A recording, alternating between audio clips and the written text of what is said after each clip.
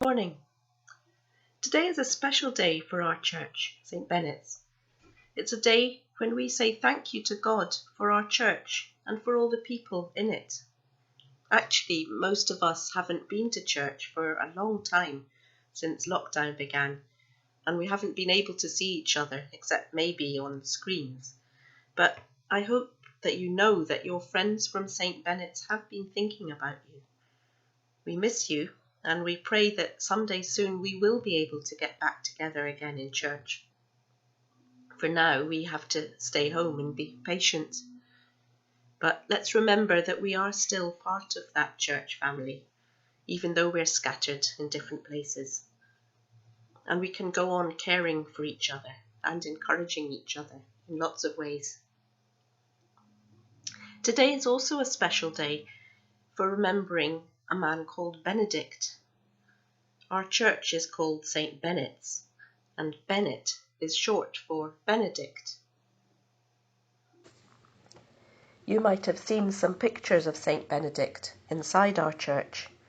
There's one in a stained glass window here in the tower. And there's also a painting of him, a special painting called an icon of St Benedict with St Francis. But who was St Benedict? And why does the church remember him? Benedict and his twin sister Scholastica were born in the year 480 in Italy, at the time when the great Roman Empire was coming to an end. They were born in a village called Nursia, near Rome. Their father was a soldier, and the family were Christians. When Benedict was a teenager, his parents sent him to school in the city of Rome. He became very unhappy when he realized that the other students were just wasting their time instead of studying. Benedict chose to leave the city and search for a place where he could come close to God.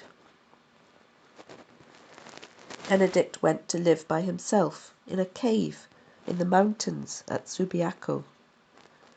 He dressed in animal skins and grew a long beard, so that shepherds even thought that he was a wild animal.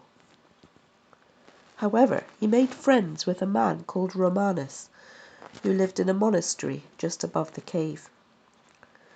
Romanus would lower food down to Benedict on a rope, and later he gave him clothes to wear instead of the animal skins. Over the years, people came to see that the strange man in the cave was a holy man, and he started to teach them about God.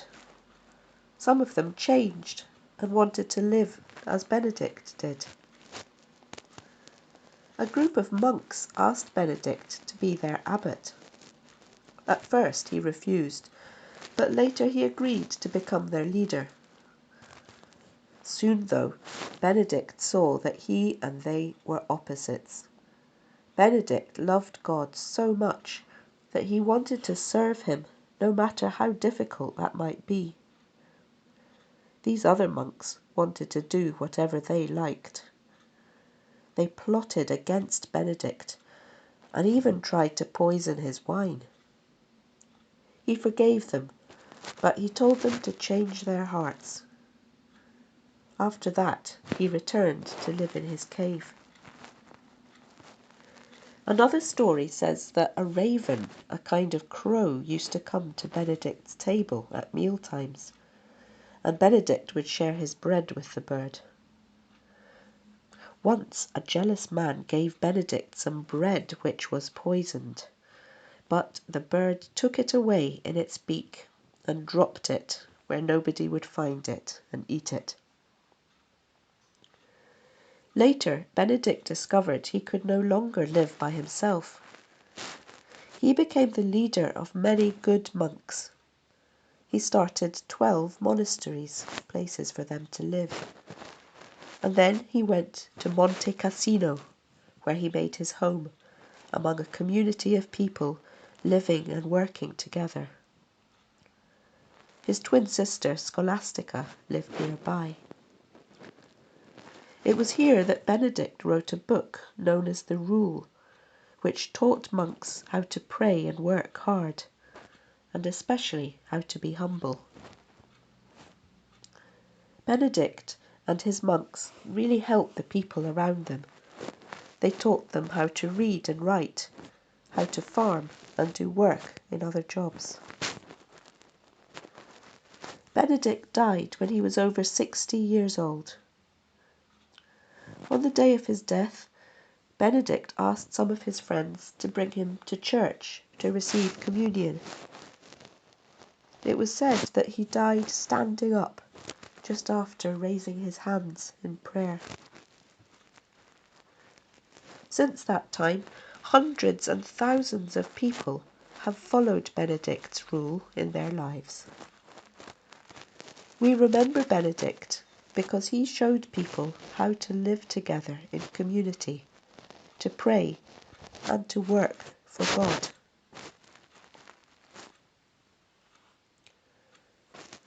I wonder which part of Benedict's story you like the best. I wonder what part of the story is the most important. I wonder what part of the story is about you, or where you might be in this story. I wonder if we could leave out any part of the story and still have all the story that we need.